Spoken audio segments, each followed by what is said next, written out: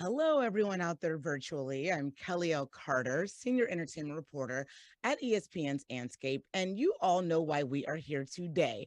But before I formally bring in Michael B. Jordan, let me run through a few quick housekeeping rules. No recording. Want to remind you guys of that, please. And Creed 3, of course, is opening March 3rd, 2023. And as a reminder, there is to be no posting or sharing any information from this press conference until 9 a.m. Pacific time tomorrow morning, when the trailer that you guys are about to watch will launch wide. And please remember to submit your questions via the Q&A chat function at the bottom of your screens. I also want to say hello to Alberto Madero, who is our ASL interpreter for today. And we're going to talk a little bit more about that later in our conversation. But today, of course, we're all about to get a first look at the Creed 3 trailer, which not only takes us back into Donnie Creed's world, but it's also Michael B. Jordan's directorial debut. I know, like me, you all have been beyond excited and waiting for this. When it was first announced that Michael would be directing this film, I screamed in my head because I know just how important this franchise is for him, how important this character is for him, how important this representation is for him, and I knew he was up for the task. And quite frankly, I was excited to see who's going to do with this. After you see this first look at the trailer, I have a pretty good feeling that you all will be very happy. Michael B. Jordan, thank you so much for doing this today and welcome. That was a great introduction. Thanks for having me. I appreciate it.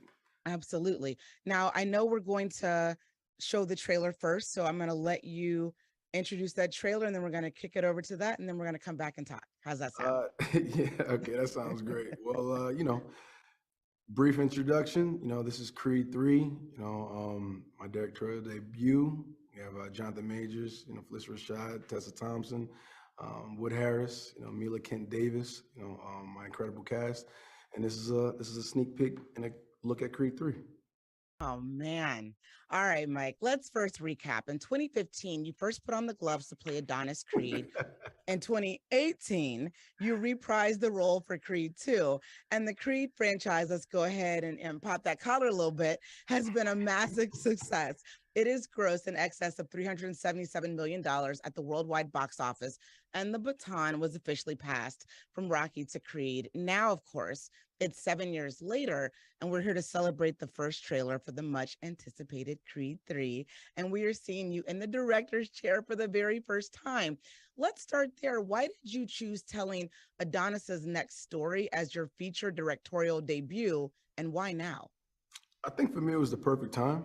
I think growing up on set, um, you know, been in the industry, over 20 years and starting out doing background work and extra work and just kind of just seeing the sets evolve, seeing everybody's job, seeing how a real production and storytelling, took place. I finally got to this place in my career where, I wanted to tell a story, and not just be in front of the camera, not just execute somebody else's vision. And having a character that I've played twice before, it's been 7, 8 years living with this guy. So to be able to tell a story of where I believe Adonis is at. And also at 35 years old, I had a lot to say, as a young man, as a young Black man, just, my life experiences and how I could actually, you know, share a piece of myself, with the world through these characters and through the story. So I just felt like it was the right time. I was talking to Ryan Coogler, back when we were doing, Creed 1. And he was just like, it's never the right time. You just got to jump in the deep end and go for it, and gave me a lot of encouragement. So I just felt like it was the right time for me. So you've been thinking about being behind the camera for a while. This wasn't something that you just woke up one day and said, you know what, I think I want to direct. This started probably way back in Fruitvale, it sounds like. Yeah, I mean, I've been blessed to work with a lot of incredible directors, and having a lot of guidance and mentors and people that I look up to and inspire to, to kind of be on that storytelling level. And I've been, quietly watching and, putting together these decks and folders and things that I want to, try and over quite some time now. So I was just kind of like waiting for the right opportunity to kind of, to step up and get behind the camera. And this was the one for me. I love that. My favorite directors are always actors. So I'm really excited to see what you do with that. And in this one in particular, the Rocky franchise, Yeah. including the Creed films, they are big in scope, story, and production. So coming into this, how did you manage to steer such a large ship, a huge crew, so many background actors, and a tremendous team of designers and crew? I think for me, it was, the sum of all things combined. I think my experience being on set, from, since I was a kid to, the shorthand that I have with, a lot of the cast, and crew that have been around since Creed 1, as well, or throughout my movie career. And, having a shorthand with these people, having a clear vision, for what story I want to tell, because I've been, marinating on it and developing it, for such a long time. It was, it was the most challenging thing that I've ever done so far, by far. Just daily, pushing myself to new limits, learning how to communicate and really, get what's in your head and have other people like, pick up on that passion, on that enthusiasm and execute your vision to the best of their ability. That's not an easy task to do. So, I just felt like, everything was just lining up perfectly for this opportunity for me. Yeah, I want to stay there with vision because I do want to get inside your head as a director a Mhm. little bit. I know accessibility, especially for this film in particular, was very important for you. That's one of the reasons why Alberto is here today. I'd love for you to share with the group what I mean by that and why that was a direction that you all decided to take in this third iteration of Creed. I think naturally it was the right evolution of the Creed family. We you know dealing with ASL and Bianca's character, from since Creed 1 and how that evolved to her becoming a mother Mm, and the possibility of of our child being hard of hearing, it ultimately ended up being deaf, and how the family evolves. How do they grow? How do they, deal with, that obstacle and turn it into a superpower? You know what I'm saying? It was something. It was a community of people that, didn't really get true representation as much as as much as they should. And we use this as an opportunity to do that. So, casting, Mila Kent Davis, who's amazing. She's deaf, and learning ASL and normalizing it mm. was a really big deal for us. Hopefully in watching this movie you feel it, but it's not it's not in a way we're not trying to highlight it in a way where we want um there's no sympathy there. It's just we're just normalizing it, and I think it was something that was really important for us to do throughout the story. So we have incredible interpreters and and resources that we leaned on to make sure we got it right, and it was something that we took very seriously on this movie. Absolutely. So, Mhm. what are some of the key themes that are threading through this film that you can share with us? I mean, without saying too much, Yeah, I I think obviously want you to talk about some of those boxing ring scenes that Creed audiences are always excited to see, but give us a little something, Michael. I think thematically, for us, family is always the core, family and heart. So I think there's a bit of, you have to, you know, face your past, and Yeah. find out who you really are. I think is something that we address in this movie.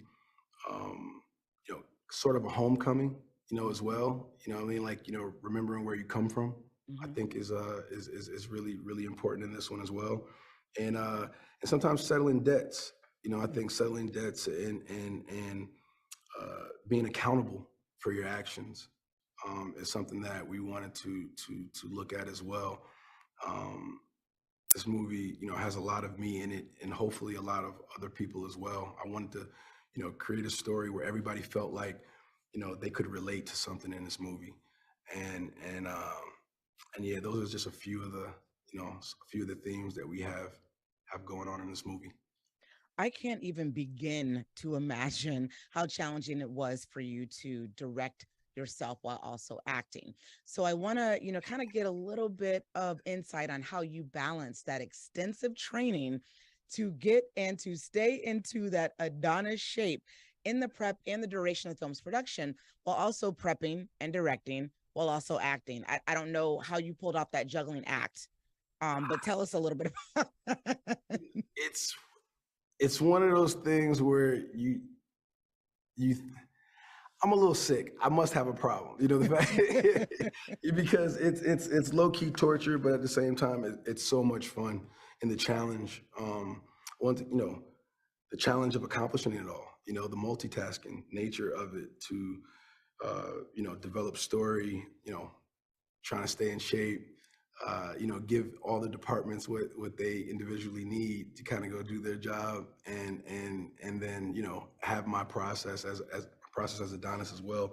Mm. It's really hard to put into words, man. It was, every day was a struggle, but honestly, it was the team of people that I had around me. Yeah. You really got to surround yourself with, the right help so you can focus on the things you need to focus on. And sometimes that is doing two things at one time, or three things at one time. It's just a part of the job. I used to see like, Ryan, and Stephen Caple on these projects towards the end of like production and, going into post, and they would, you would see them, they'd be a little run down, a little tired. And I just be like, and I got a little more pep in my step, a little more energy, clearly, because I don't have, nearly the workload that they did. And I would empathize with them, like, nah, it's okay, man. I get it. I did not get anything. I had no idea. It's only now I can really look at them, eye to eye, and be like, you know what? I get it. I understand. And they're like, yeah, you finally get it. So it's an acknowledgement, once you step behind the camera, the undertaking that is, from the outside looking in, it seems, tough, Yeah. but it's extremely hard to do. I know I'm really excited to see your work moving after this point as an actor, how what you know now behind the director, how that changes the course of what you do. But I'm also very excited to see Tessa back as Bianca, and I'm sure the crowd is too. And then you went ahead and casted Jonathan Majors to be in Creed 3. Very, very exciting. Tell us a little bit about these two actors and their roles, especially Jonathan, because from the trailer, he's a bit of a mystery. We know he's from the past. Yep. Probably gonna be a little bit of a villain. I don't know. I mean that's kind of safe to say. We like to say antagonist. Okay. I think there's a first of all, Jonathan Majors is incredible. Very, very blessed and lucky to have him be a part of this story.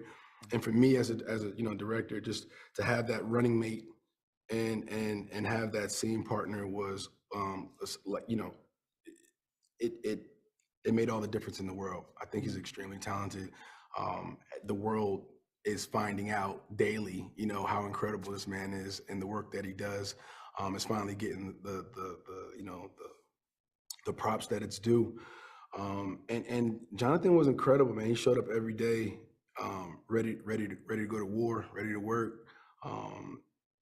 Me and him bonded in a way that that I never had an opportunity to. And I guess it's my first time directing that relationship between director and actor. I understand that now, and it's a bond that'll last forever.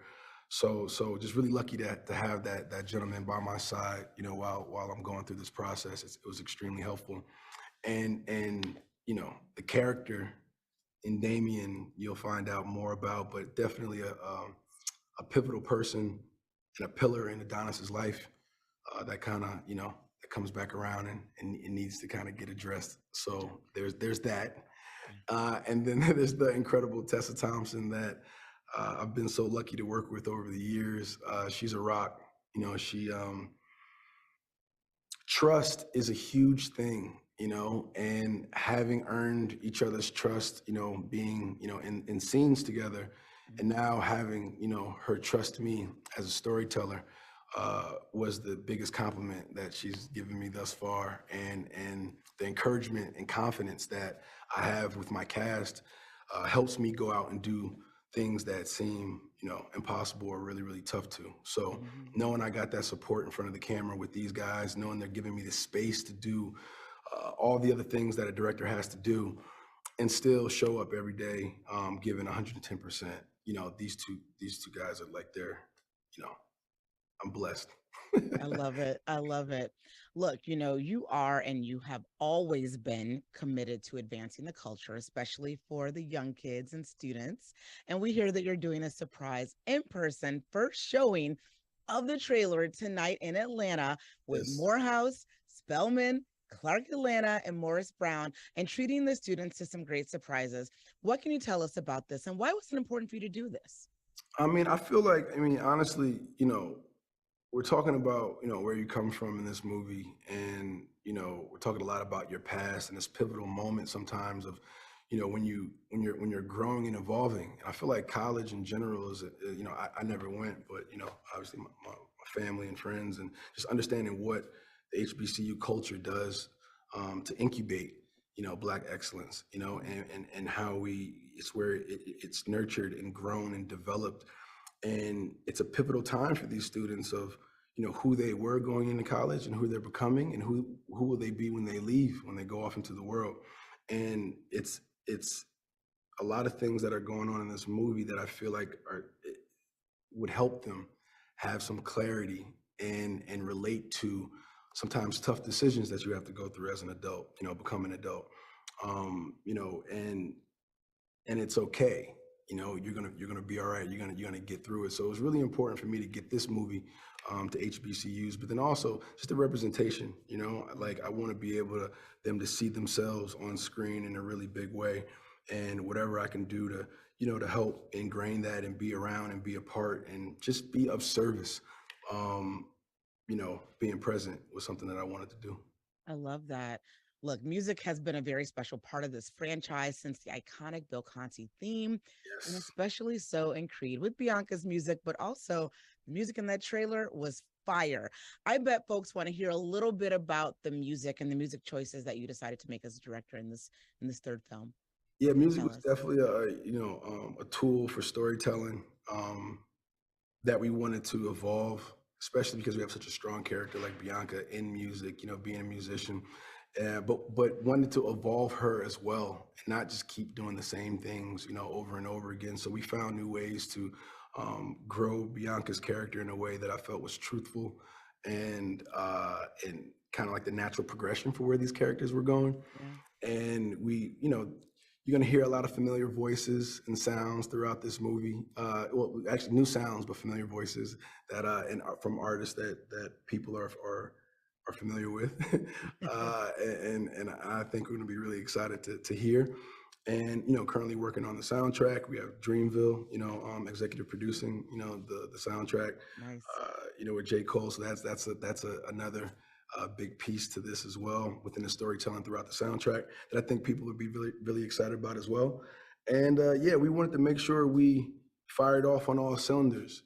This being the third movie throughout the Creed franchise, we wanted to make sure we grew up Mhm. and still double down on the things that people expect and love from this franchise, but also take them to new places as well. Love that. All right. The audience has questions. So I'm going to go ahead and kick it over and start asking some of these. And I apologize if I'm butchering anyone's name. But Chanel Janae from The Root asks, what were you most nervous about and slash or excited for when it came to figuring out how to bring the third iteration of this franchise to life? Most nervous about? Yeah. I think I was most nervous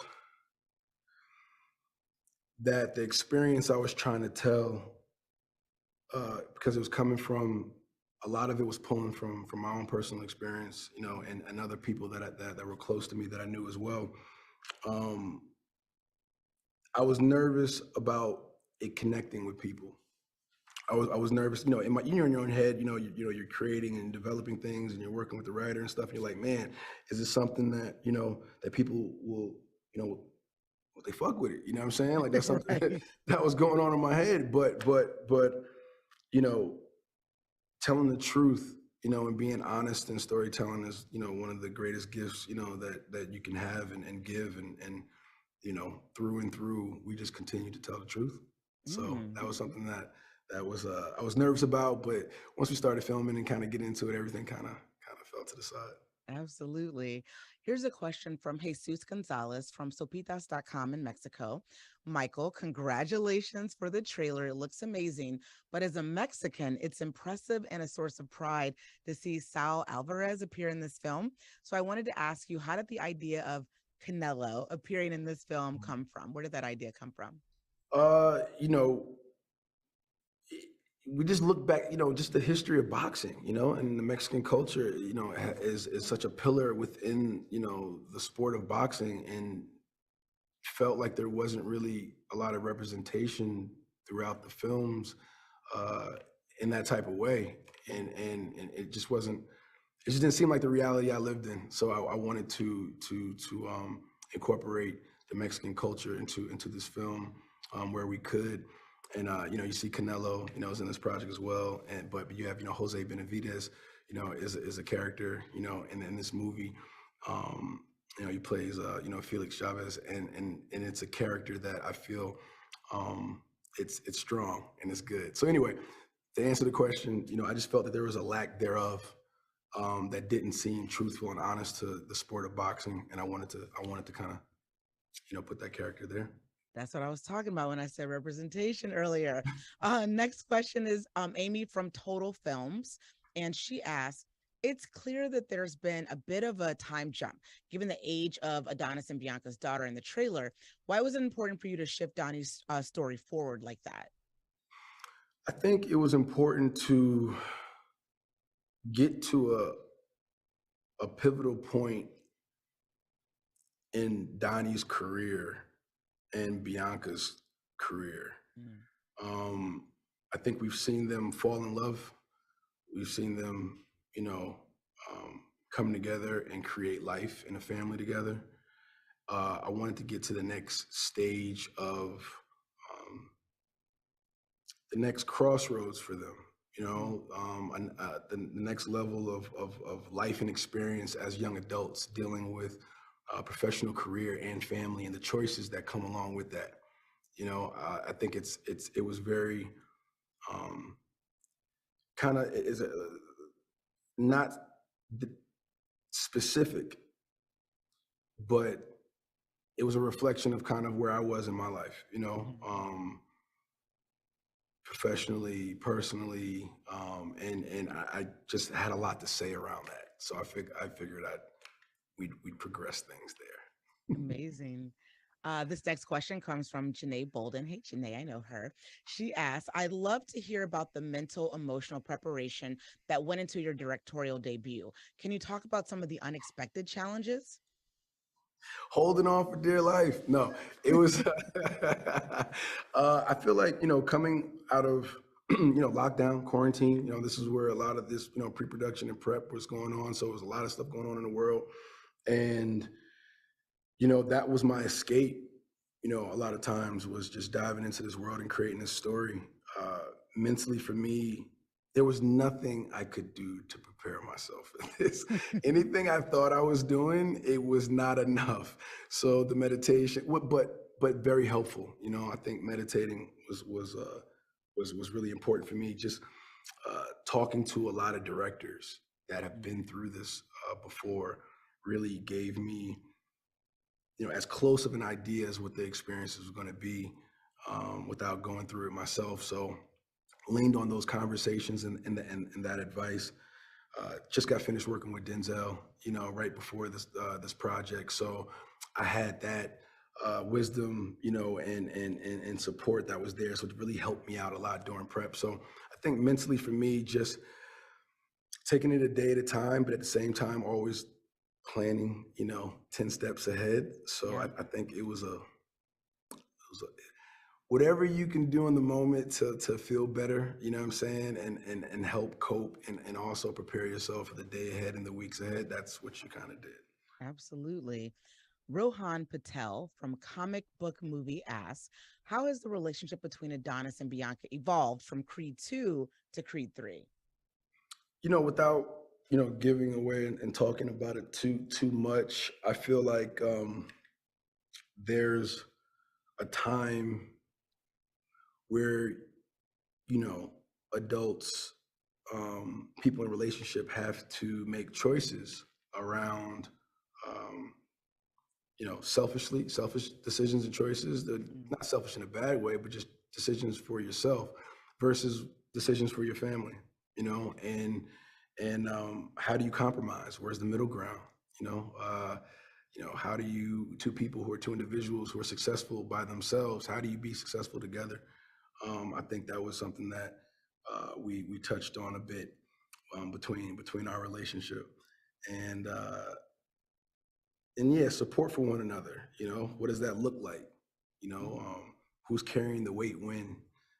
Within a relationship. I think that was something we want to touch on as well. So, she's progressed. Bianca is a strong woman, an incredible mother, and a great wife. Who, you know, yeah, she's so that's kind of how they evolved. Okay, can't wait to see that.